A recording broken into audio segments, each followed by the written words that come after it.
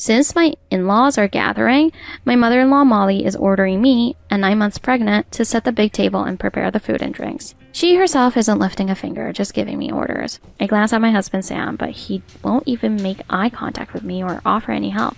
I've been putting up with this for so long, but I've reached my limit. I slipped away while the drunk relatives weren't looking. I decided to ask someone for help. That person said, "Let's end this," and I made up my mind to end everything too. My name is Emily Brooks. I'm a 29-year-old housewife. My husband Sam and I have only been married for a year. Next month, we're expecting our first child and will become a family of 3. I met Sam through a mutual friend, Katie, from my hometown. He's a year ahead of me at work, but if I weren't married, I'd date him in a heartbeat. He's good-looking, hardworking, kind, and comes from a wealthy family. You should definitely meet him. Katie kept pushing me, saying, why would a great catch like him be interested in me? I was curious, but also skeptical. I'm just an average woman with nothing particularly special about me. He's into women with strong family ties like you. I was even more confused. I don't know any man who would specifically look for a woman with a strong family bond. Why would he be interested in someone like me? Not telling, but he's a great guy, so just meet him. Besides, you're single, right? You'd regret missing a chance like this. Her usual bluntness got under my skin a bit, but I knew she hadn't changed much. Katie and I went to the same middle and high school. She's always been picky about men, even critiquing her friends' boyfriends. I was intrigued by this guy she spoke so highly of, so I decided to meet Sam. It was more like I wanted to see what he was like. When I met Sam at the agreed location, I thought he was handsome, but Katie has certainly exaggerated. But he was indeed kind, just as she described. I'm sorry for making you come out like this, but Katie said you're just as nice as she described. What did she tell you about me? I told Katie I like women who are down to earth. I see. Katie thinks I'm not into guys at all. She's so critical of men that none of my friends ever tell her when they have a boyfriend. Even though she's like that, Katie is also lovable in her own way. I kept hanging out with her as a friend who never talks about romance. Sam, being so focused on his job, didn't have a girlfriend, which worried his parents. At that time, Sam was 29, a year older than me. He asked me out seriously, saying he wanted a relationship with marriage in mind. I was shocked, but decided to start as friends. It felt like Katie was setting me up, and I was falling for it. But later I found out Katie had another motive. As I went on dates with Sam, I was drawn to his kindness and sincerity. After dating for 6 months, Sam got a transfer and proposed, asking me to come with him. I was torn. Long-distance relationships never work. Timing is everything. I didn't want to be apart from Sam, and with Katie's encouragement, I decided to marry him. My parents were sad to see their daughter move away, but they were busy with my brother's wife moving in. Sam's dad worked at the main office in New York, and I had met him several times. He struck me as someone who was both competent and kind. I also went to meet Sam's family, who lived in a large, impressive house, and was quite surprised. It was his paternal grandfather's house, which explained their wealth. I met his mother and younger sister, and they were equally kind, welcoming me warmly. What a lovely girl! Sam is so lucky to have you. His mother's flattery didn't seem insincere to me at the time. I felt a sense of relief. Sam's sister Mia was 10 years younger than him, but looked even younger. She could easily pass for a middle schooler. She had a fair skin, petite stature, and was quite beautiful. Mia had been frail since childhood, frequently in and out of hospitals, but in the past few years her health has stabilized, and she had just graduated from an online high school. I remembered how Sam's dad repeatedly asked me to befriend Mia. Mia had an aura that made even me, another woman, want to protect her. In contrast, Sam's mom was a robust woman who needed no such protection. Your father is often away, and it's scary for just 2 women here. We have plenty of room, so if it's okay with you, would you consider living with us? Sam's new job was in the same town as his family home, and his dad had also asked us to live there. My wife loves cooking and cleaning, so feel free to rely on her. His dad would come home on weekends when possible, but often couldn't. Their house had enough rooms for everyone's privacy. If it didn't work out, we could always move out. If living together doesn't work, we'll move out immediately. I always put your feelings first. Sam always put my feelings first. My trust in Sam clouded my judgment. Without thinking too deeply, I agreed to live with him. At first, living together was comfortable. Sam's dad would come home every weekend, and we'd all enjoy meals together. Sam's parents treated me well. Sam's mom especially helped me with house chores. I had lived with my parents for a long time and was used to my mom doing everything. I can't let my precious daughter-in-law do all this. Just sit and relax. She treated me more like a guest than a daughter-in-law, which felt awkward. Upon closer look, most of the housework was actually done by Mia. Sam's mom just gave orders and criticized. Poor Mia never got a break. I had quit my job when I got married, so I tried to help Mia. This is Mia's rehabilitation. She needs to get used to normal life after being in the hospital for so long. Besides, it's her bridal training. Just watch over her. Bridal training? I asked without thinking. Even as her mother, I must say Mia is beautiful. There are many men who'd want her as their wife. She needs to marry well and repay us. Her tone was so matter-of-fact that it struck me as odd. At 19, Mia should be enjoying life, especially after spending so much time in the hospital. Moreover, the idea of repayment was strange. Mia's downcast expression showed she wasn't thrilled either. I thought of asking Sam about it, but he was so busy with his new job. He often came home late or was away on business trips. If Mia genuinely enjoyed doing chores, it was fine, but she looked exhausted. I told Sam's mom I wanted to learn the household routines and started helping Mia. I felt embarrassed being taught by a 19-year-old, but Mia gradually warmed up to me. During this time, I found out I was pregnant. I'm going to be a grandma. I'm so happy. I must tell your father. We'll celebrate tomorrow. Sam and Mia were also delighted with the news. The next day, Sam's dad came home and we all celebrated together. I have an announcement. Starting next month, I'll be stationed overseas for a year. This will be my last big assignment. I won't be back for a year, but after that I want to spend time here with all of you and my grandchild. I envisioned a lively and happy year ahead with a new baby and Sam's dad returning. However, the reality turned out differently. I noticed something strange. When Sam's dad was around, Sam's mom didn't let Mia do any chores. If Mia tried to help, Sam's mom would stop her. Mia, you don't need to do anything. What if your illness comes back? She sounded nothing like the woman who constantly ordered Mia around. Sam's dad seemed unaware and praised Sam's mom. Honey, you're always working too hard. Sit down and eat with us for a change. Sam's mom busily kept moving, saying she was happy to help. It was odd. Mia seemed to adore her father, and with the burden of chores lifted, she looked happy. I once asked Mia if she didn't mind doing so much housework. I've caused Mom so much trouble. It's the least I can do. She smiled, resigned, but I sensed something wasn't right. It seemed Mia wasn't allowed to go to college. Officially, this was her decision, but in reality, her mom refused to fund her education. Mia didn't want to take out loans she couldn't pay back. I knew every family had its issues, so I didn't plan to intervene, but I talked to Sam about helping Mia out somehow. Sam was busier than ever, but wanted to work even harder for our child's future. I know I'm not around much, but I'm doing it all for you and the baby. His words made me stronger.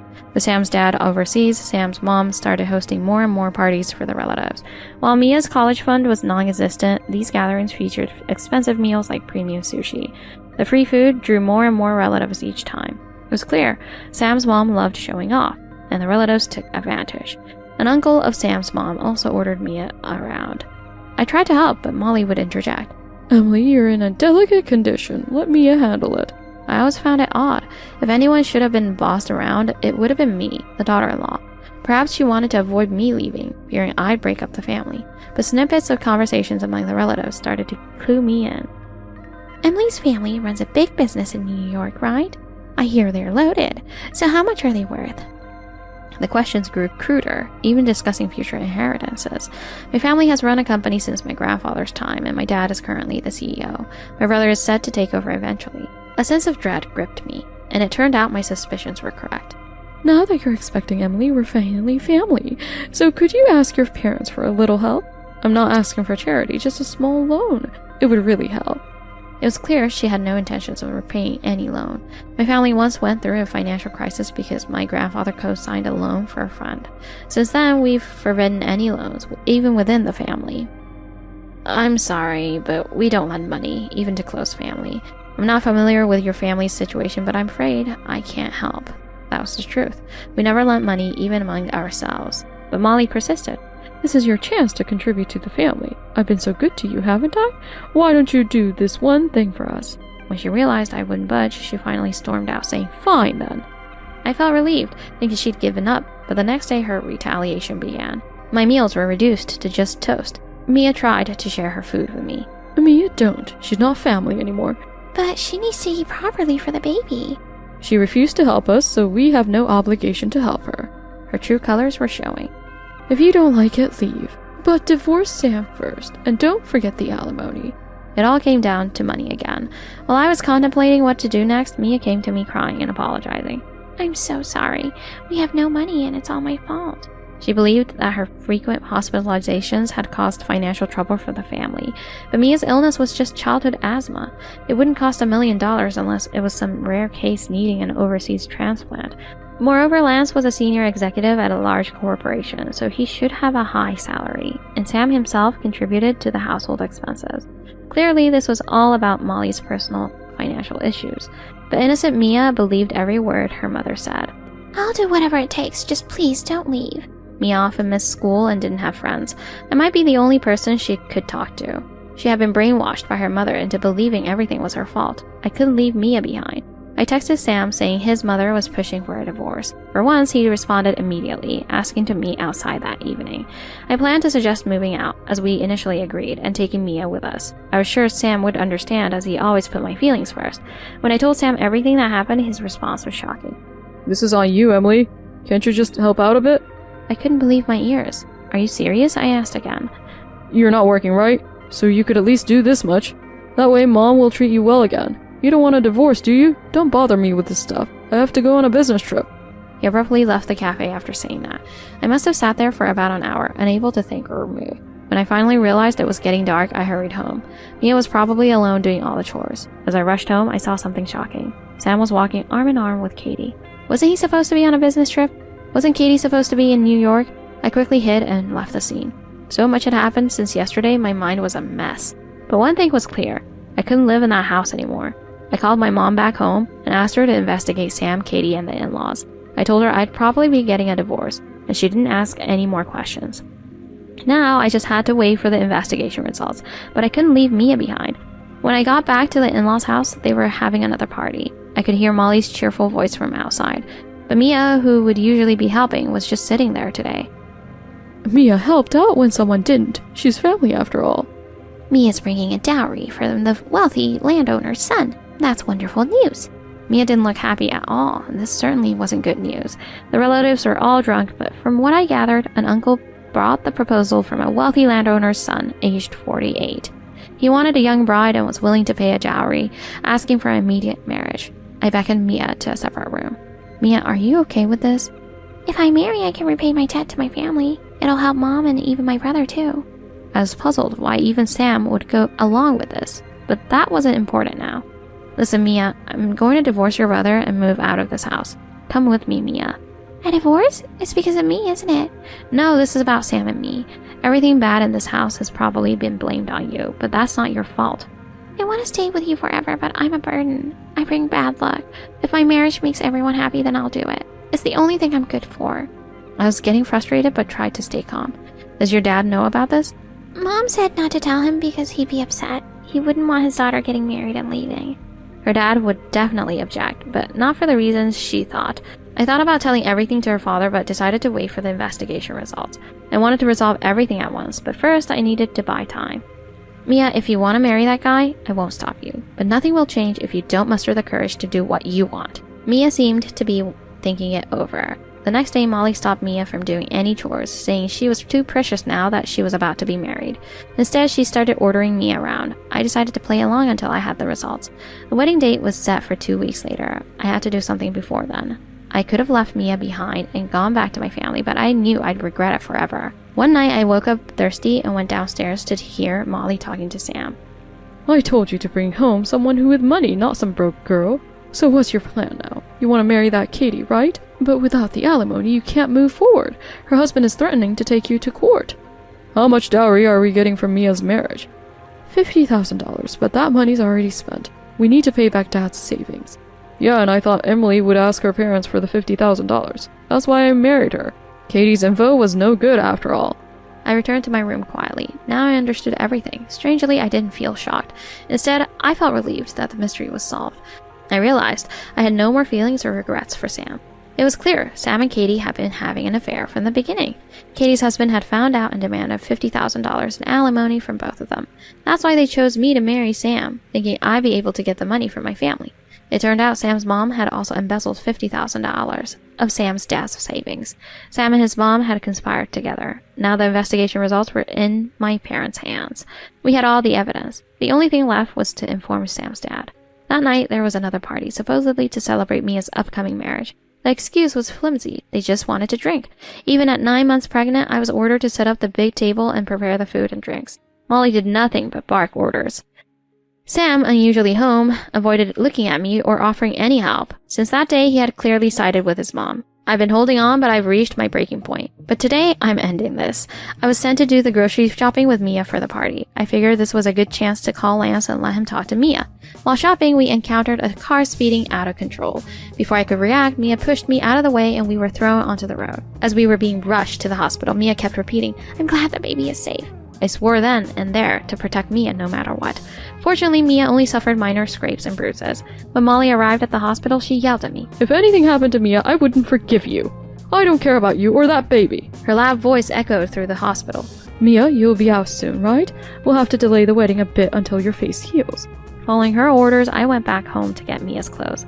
By the time I returned to the hospital, Molly had left. When I thanked Mia again, she spoke up. I can't forgive Mom. She didn't have to say those things. I don't want to get married for her sake. Emily, please help me. I have been waiting for those words. Leave everything to me. I quickly processed Mia's discharge and called my parents. Then I went back to the in-laws' house to gather my and Mia's belongings. The in-laws were in the middle of yet another party, everyone already drunk. Mia did a great job getting hit by that rich person's car. She really came through for us. The driver who caused the accident was an elderly man. His son and daughter-in-law came to the hospital to apologize. Initially, Molly was furious, but when she found out the son was a business owner, her attitude quickly changed. We don't want to make this a big deal, but Mia is about to be married, you see. She was proudly recounting this to her relatives. We'll get a huge compensation, and after Mia's wedding, I'll be set for life. We'll divorce that useless daughter-in-law and get alimony too. But that means I'll need a new housekeeper. The drunken relatives laughed crudely. Mia and I hurriedly packed our things, slipping away unnoticed by the intoxicated family members. I called someone and asked for help. The person replied, "Let's end this."